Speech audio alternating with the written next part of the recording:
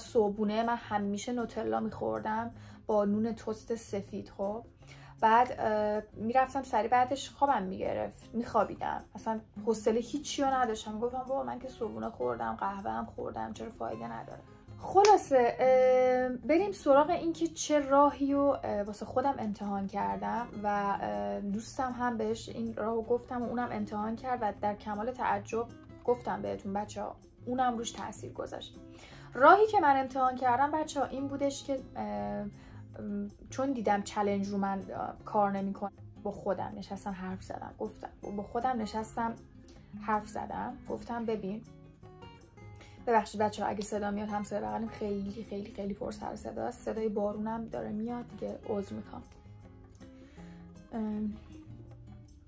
خب یه لحظه حواسم پرت شد، پرش ذهن پیدا کردم. خب من اومدم با خودم تکلیفم رو روشن کردم. اولش گفتم که ببین تو که چالش رود کار نکرده، پس کم کم میذاریش کنار. این روشم خودم کشف کردم بچه. حالا من نمیگم من کاشفم، شاید خیلی ها قبل از من اینو میدونستن، شاید یه سری ها میدونستن قبل از من اینو، شاید یه سری هم نمیدونستن، اینو نمیدونم، ولی من خودم اینو کشف کردم و کسی به من نگفتش، یعنی راهشو نیامد کسی بهم بگه. چیکار کردم؟ من روزی 4 تا بستنی میخوردم. خب 4 تا بستنی یعنی اصلا امکان نداشت که من حتی روزی 3 تا بخورم. 2 تا صبح میخوردم، 2 تا بعد از ظهر. اینجوری بود که خیلی بهم حس خوبی میداد، حالم بد میشد میرفتم بستنی میخوردم، حالم خوب بود بستنی میخوردم، احساس افسردگی، احساس پژمردگی میکردم، احساس میکردم افسرده شدم. این کمکم میکرد که این بستنی کمکم میکرد که حالم خوب شه. کلا مثل یه پاداش بود، اون دوپامینه رو تو من فعال میکردش. یعنی اون دوپامینی بود که من به ذهنم میدادم، به بدنم میدادم. خلاصه این بستنی بچه‌ها شده بود واسه من یار و همدمم. خیلی دوست داشتم، یعنی اون دوران خیلی کمکم میکرد لحاظ روحی و ذهنی و من وابسته شده بودم. اگه من بستنی نمیخوردم کلا حالم بد میشد، خیلی بد بود، خیلی رژیم غذایی افتضاحی داشتم. منم چیکار کردم؟ هفته اول اون رژیم غذایی که داداشم بهم، یعنی مربیم بهم داده بود و رعایت کردم، کنارش اون 4 تا بستنی رو ولی میخوردم. به غیر از اون 4 تا بستنی هم قند دیگه ای نخوردم، ولی حتما اون 4 تا بستنی رو میخوردم. هفته اول بچه‌ها 4 تا بستنی رو خوردم. هفته دوم گفتم ببین این هفته یه دونه بستنی کم میکنم از اون 4 تا بستنی، یعنی میام به جای روزی 4 تا بستنی 3 تا بستنی میخورم. هفته سوم بچه‌ها دیگه به آخرای، یعنی هفته دوم که 3 تا بستنی داشتم خورده بودم، نزدیک میشدم، دیدم کم کم میلم به 3 تا بستنی داره کم میشه و از هفته سوم به بعد روزی 2 تا بستنی خوردم. و آخرین روزای هفته سوم بچه‌ها در کمال ناباوری من دیگه میلی به 2 تا بستنی هم نداشتم.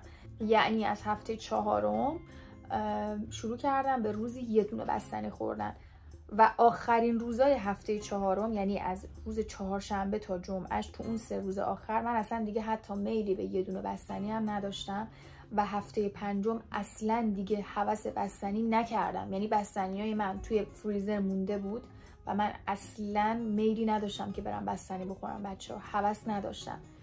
به همین راحتی در عرض 1 ماه 4 هفته من بستنی رو گذاشتم کنار، اصلا به هم فشار نیامد. هی تو خماری این نبودم که وای من الان بستنی نخورم اعصابم خورد میشه فلان میشم. و چقدر وزنم کم شد بچه‌ها توی همون 1 ماه. من تونستم با وجود اینکه بستنی هم میخوردم قشنگ تغییر رو حس کردم تو خودم که پوستم بهتر شده بود. دیگه ماه دوم که عالی شد، چون ماه دوم به بعد کلا بستنی نخوردم. توی این 1-2 سال بچه‌ها که گذشت از اون دوران من کلا هوس بستنی نکردم. شاید بگم 2-3 بار بوده، اونم زمانی بوده که حالا نزدیک عادت ماهیانم بوده به خاطر هورمون و از این جور چیزا، تغییرات هورمونی که هممون داریم. ولی در کل اصلا هوس شیرینیجات نکردم. خیلی کم هوس کردم، حتی از جلوی بهترین بستنی فروشی‌ها رد شدم، ولی هیچی، اصلا اون قبحش برای من شکسته شد. میدونی چی میگم؟ درست گذاشتمش کنار، به بدن خودم فشار نیاوردم. میدونی چی میگم؟ این راه واسه من کار کرد تا همین الانش. هر وقتم کار نکنه میام میگم، ولی تا الانش کار کرده بچه‌ها. یعنی میگم هر وقتم از کار بیفته منظورم بود که کاراییشو نداشته باشه، ولی واقعا کار کرده واسه من بچه‌ها. یعنی من با خودم دوستانه برخورد کردم و خیلی واسم اوکی بود این قضیه. خیلی با این راهکار خیلی تونستم ارتباط بگیرم. روی سری چیزای دیگه زندگی من تکرارش کردم و عالی بود واسم. حتی راجبه عادتهای بدم خود میتونی بذاری کنارشون، خود عادتهای خوب تو یعنی کم کم اضافه کنی به زندگیت. راجبه این قضیه بگم که خیلی مهمه و اون هم اینه که ببخشید بچه‌ها پیام اومد یه لحظه حواسم پرت شد. الان مثلا اگه هوس شیرینیجات بکنم چی میخورم، چی رو جایگزین کردم. اینو بگم بچه‌ها که من پروتئین بارهای بدون شکر یا کم شکر میخورم، پودینگ‌های کم شکر یا بدون شکر میخورم، بیسکویت‌های شوگر فری، شکلات‌های شوگر فری و هر چیزی که توش شکر نداره ولی اسنک هست رو میخورم.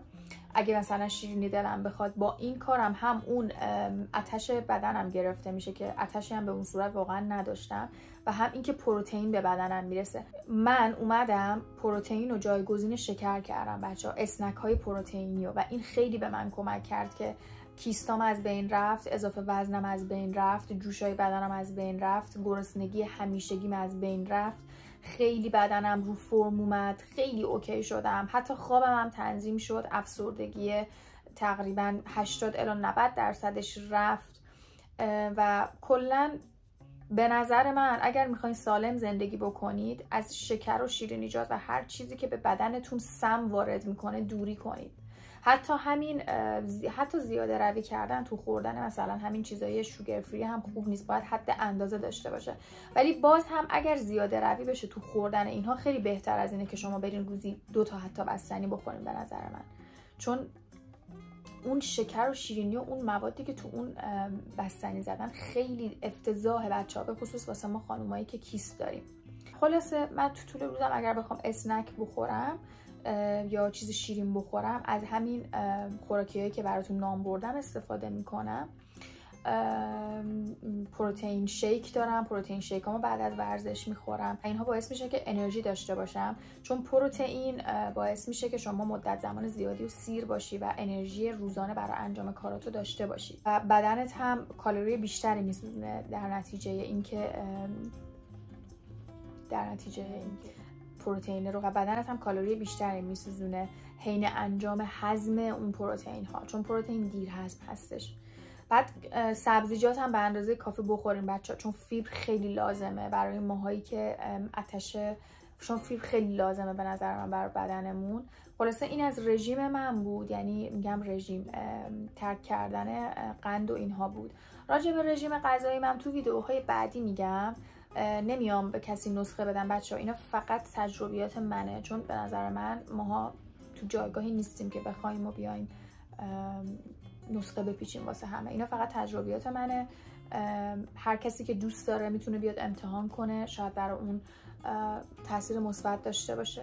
نمیخوام زیاد ویدیو طولانی بشه، امیدوارم که لذت برده باشین از این ویدیو و خوشحال میشم نظراتتون رو برام زیر کامنت کنید و شما هم بیاین و تجربیاتتون رو بنویسید. شاید یه سری افراد باشن که راههای دیگه ای رو امتحان کرده باشن.